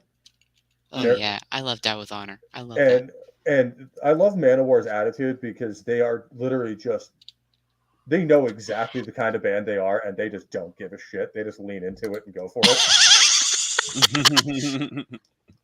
Yeah, like when I was describing Manowar to one of my Christian friends or one of the other members in the youth group, I guess, and I was basically telling them Manowar is super machismo. Is Oh yeah. basically how I described it. Like, especially when you look at their album covers, where like it's a dude in like a fur speedo with a sword in his freaking hand. What? Dude, you never seen that? Oh, dude, Manowar's Oh, album no. covers are fucking hilarious. Oh man. Give me one sec. It's basically like it's almost like a rip off of Conan. That's awesome. Oh, it's especially good for this kind of music they play. Images. And yeah, Sentinel's absolutely right here. If Conan the Barbarian started a metal band. Yep, Hey, there you go. Mind if I share my screen? No, go for it.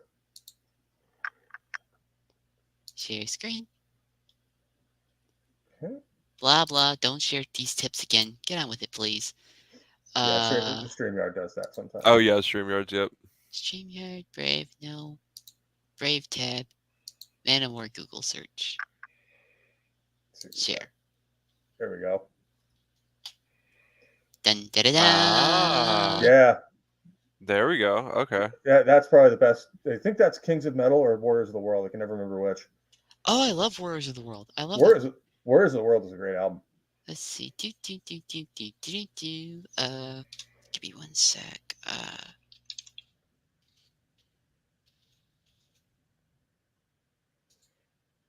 Let's see. There we go. Yeah, this cover makes me the most uncomfortable, not gonna lie. No, it's just a Viking launch. It's just a Viking funeral. No, that's not. That's legit what that is. Mm. Okay, still never mind. It is a pagan symbol, but you know that was just a funeral rite. But yeah, that album cover right there is just. I think that's Kings of Metal. It's just like it's literally like Conan the Barbarian meets a power metal band. That's fucking awesome, though. That's definitely going to go onto my need to listen playlist for sure. And I would start with the song "Halen Kill" if I were you. Okay. They are. That is possibly one of the most over the top, just pure power metal songs I've ever heard. And it's very much sword and sorcery, fantasy lyrics, all that kind of stuff, like all the hallmarks. And I feel like a Christian band could do a lot with power metal. Like, kind of tell like biblical stories, like you would in like something like Manowar or something like that. I think it would go really well. Yeah. There's something like an epic, or like tell a story like Samson or something like that of like this big strong hero that was part of they're all part of the Christian mythos. Yeah, if you did like an epic like album story with like kind of like Iced Earth style, I could totally see that, definitely. In fact, Iced Earth's done some that are kind of on that in that vein. Yeah. I don't know that I'd call Iced Earth power metal, but it was like a power metal like style version of like like write a whole album like epic story kind of. I think it depends on what era Iced Earth too. Like I think their earlier stuff is a lot more power metal and stuff like that, and later on they kind of get more thrash. True. That is true. And nowadays they're not doing anything because John Schaefer got arrested. Oh no! Unfortunately. He was in the Capitol on the day that shall not be mentioned on YouTube. And I think he's still in jail. Oh my goodness. Yeah. Nah. Pretty much. Which that's our government for you. That is our government for you. The worst part about that, from a music perspective, is the fact that Hansi got so pissed off about it, he basically broke up Demons and Wizards. Yeah. I can stop sharing my screen now, right? Oh yeah, sorry, I can just take Good. that up. Take that up here. Yeah, That but no, felt awkward. yeah, that's all right. But welcome to me. Welcome to my end of it. I'm sharing my screen all the time. But no, no, like that I think would actually be a really big possibility, was to have like more of that style of, less like evangelical, but more like telling biblical stories and stuff like that, Mm-hmm. from the position of, like, a kind of like an epic tale, epic poem, or something like that. Mm-hmm. Kind of Yeah. like the events of Exodus, but oh oh no, oh no. I've seen clips from like that gummit. What's that Bible movie that DreamWorks made? Um, Prince of Egypt. yes, thank you. That was For some actually a reason, really my good movie. yeah, but I've seen clips of it from like the fiery hail coming down and stuff like that. Mm-hmm. Oh man, imagine the album cover. You've got the Sphinx in the background, With all Mm-hmm. and this there's fiery hail or frogs or whatever raining down on it. Like, you've got that actually could be a really epic album cover. yeah.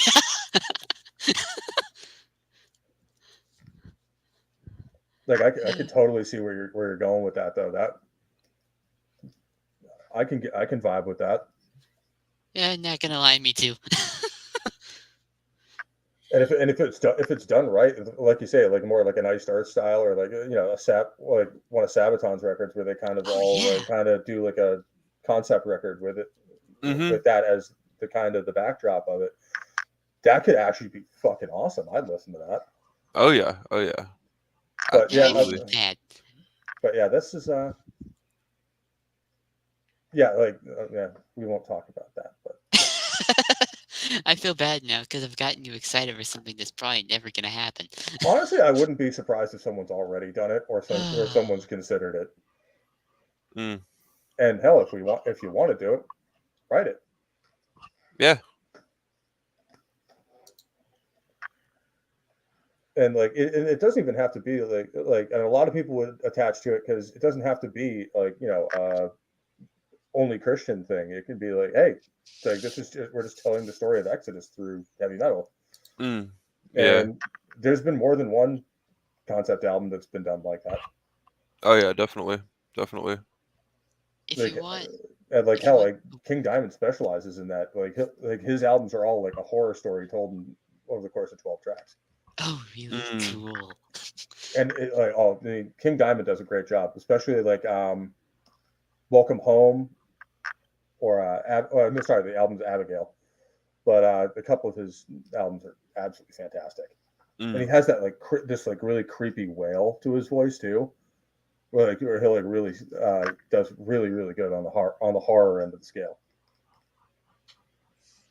I do enjoy horror metal from time to time. Like there's a couple of like interesting Halloween type themed bands I've seen and listened to. Halloween, Halloween, yeah. Yeah. They're a classic, man. Um talented as hell too. there was another one that I found recently. I forget what they're called, but it's like something Ghost in a Castle or something like that. I don't even know if that's right, but it was very, very Halloween themed. Like it was like Halloween. Yeah. Oh, It was nice. pretty cool. Yeah. Yeah. And So, and there's some other, like, there's a lot of like doom metal bands and stuff mm, that will get into that, like Candlemass. It kind of goes mm-hmm, really for that like funereal vibe and stuff like that. mm-hmm. And also does some more power metal stuff, like like I think it's like called Into the Dark Tower. It's actually an instrumental. And it's Okay. basically just them shredding for like 2.5 minutes. That's Oh fucking no. awesome. I'll send it to you after. It's a great track from them. Yeah. Yeah. Those are the best. I don't know that Gojira would count as horror metal. Like they've got some like darker theme songs, but I mean they write about a whole bunch of different stuff too. So it's really like one of their most recent tracks that Gojira released was about the Amazonian rainforest, the Amazon rainforest being burned down. which is actually a pretty fucking great song if you haven't heard it yet. Wow. My favorite from them is still Flying Whales.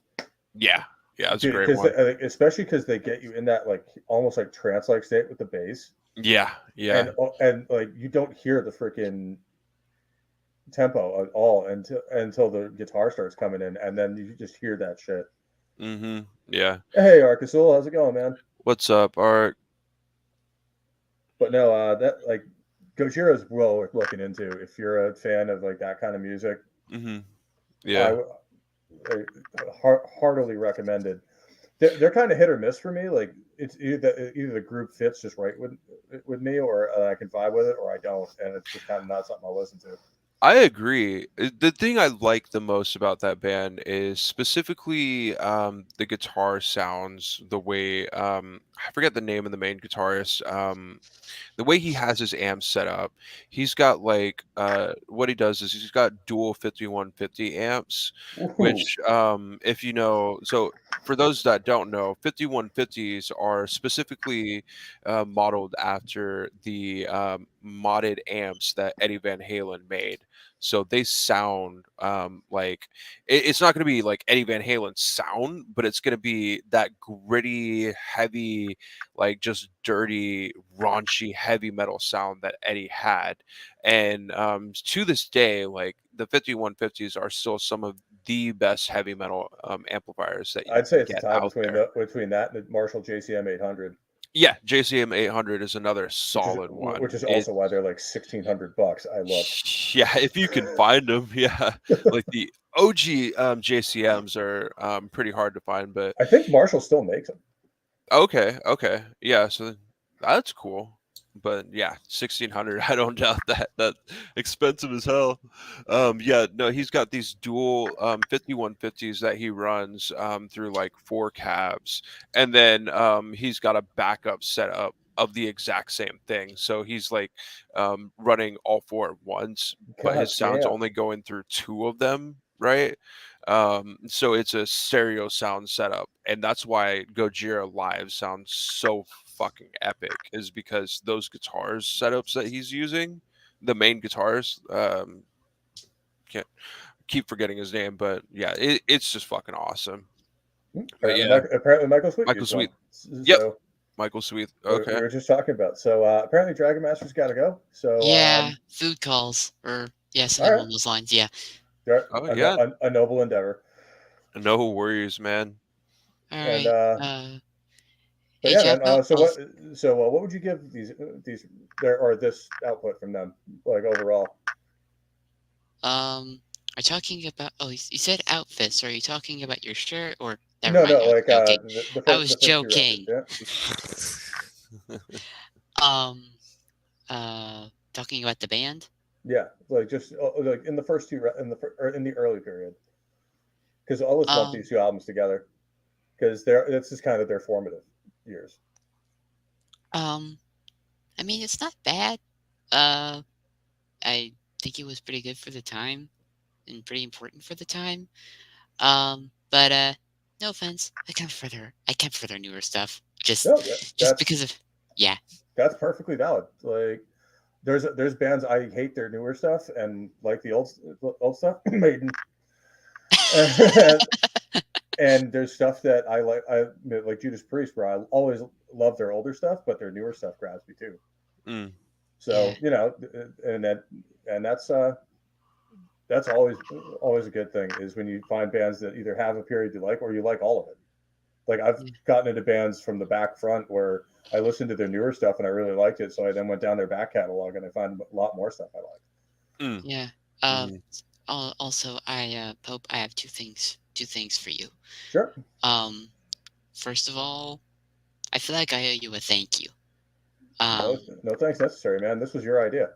well, no, what I mean is, even though my dad recommended me a couple of metal songs and stuff like that from his, whenever he was around my age or something like that, I never really got interested in heavy metal until I started talking with you about the whole thing, and something along those lines, and also I started listening to stuff like Dan Vasc and stuff like that, and I still want So, to get him on the channel someday. I would absolutely die. dude, if I ever got to talk with him oh man, I think I would start fanboying. But I probably will too. but um yeah. So just I got just thanks for helping me get into this whole thing. No, And dude, I appreciate that, man. That's why I started my channel, and that's why I keep doing this every week. So the fact that I've actually gotten other people into this music is just it makes me feel awesome because that's literally why I do this. yeah, and also something else. Thanks for helping me. I guess in a way, get into Stryper, if that makes any sense. Even Yeah, though no, originally it was from my dad, but because everybody need, and this is what being a metalhead's all about. We all trade bands and trade albums. Like, oh, have you heard this yet? Like, Oh, absolutely. it's like comic book nerds at a convention where we're trading books back and forth, and literally just Yeah. like, oh, you haven't seen this yet? Oh yeah, Yeah. Yeah. gotcha, And it's gotcha, awesome. gotcha. But like, if you hadn't gotten me into metal, I might not have worked with the bravery to check into Stryper.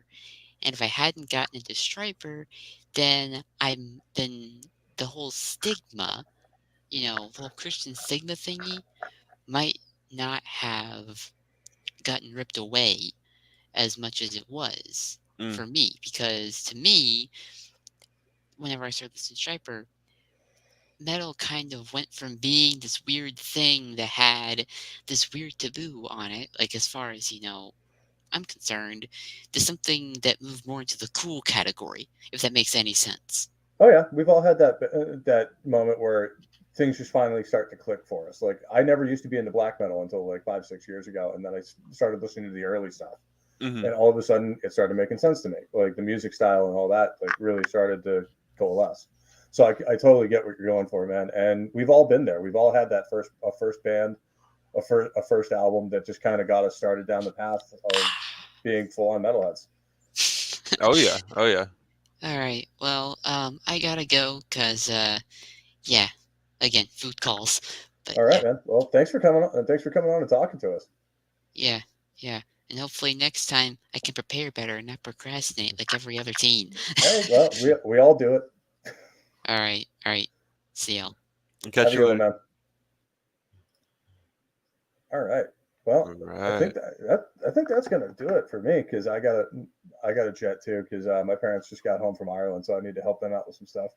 Oh yeah, no worries, man. Yeah, it was a But fantastic show. no, it's been great, and I think we brought up a lot of really interesting points and Mm. this is why I was actually kind of glad when he mentioned Stryper. I'm like, this is a good chance to talk about a lot of this side of it and Yeah.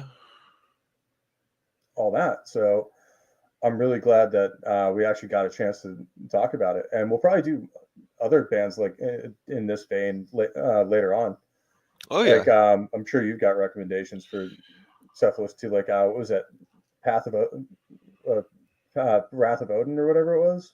Wrath of Odin. That might have been somebody that mentioned that in chat. Um, I did mention another band called For Today. That was really interesting because they're okay, like For Today might have been that. super evangelical, All but right. they're very like death metal, scream a lot, really, really heavy. Like if you're really into that stuff, you'll like it. But then if you're not into the screaming stuff, you might not like it. Like Yeah, it all depends. that's going to be something me and Imperatus go down the rabbit hole about at some point because Mm, I'm not a huge death metal fan and I know he is.